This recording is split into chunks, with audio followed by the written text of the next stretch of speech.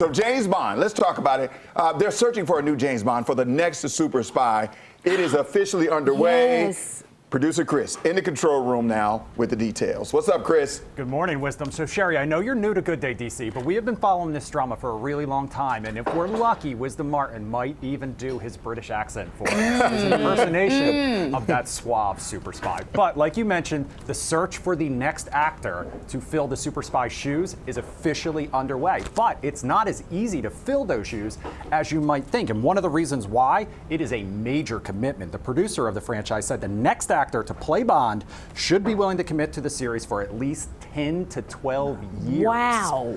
They also said they're still a few years away from announcing a new actor. We know Daniel Craig just wrapped up his run with No Time to Die last year. So now, former 007 actor Pierce Brosnan, who you mentioned, is weighing in on this casting process, and he says he absolutely does not care. But he does say he wishes whoever it will be luck in the future. He was the 5th actor to land the role. He held it for only 7 years. As for who the next person will be, one person we know it probably won't be, unfortunately, is that man right there, that handsome man right there, Idris Elba.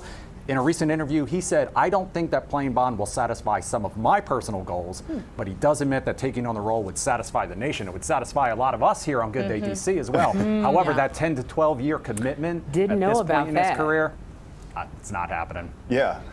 I've always said this about Idris Elba. I'm glad that he's not jumping into this because I love James Bond previously, but I think that it's come to an end. I really do. I think that it's on to the point where it's jumped the shark. Yes. I don't, and I'm glad that he's like, I'm not getting in this because if he gets in it and then it goes further down, then it'll be on him.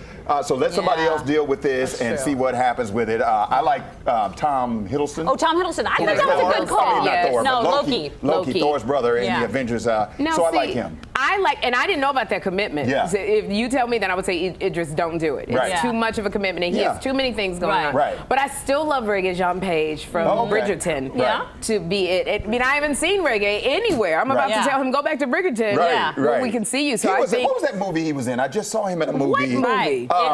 He was the bad guy.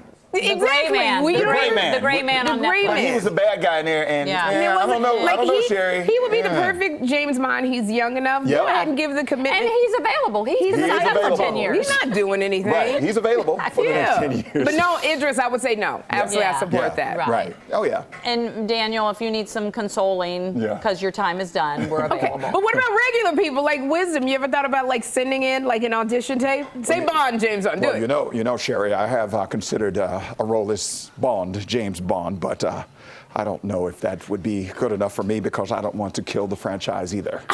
I think you might have just said. Wisdom. Something different. That was like you as Sean Connery as James Bond. That's my favorite one. That's my favorite Sean Connery. Right. Yes, All right. I like Sean Connery as James Bond.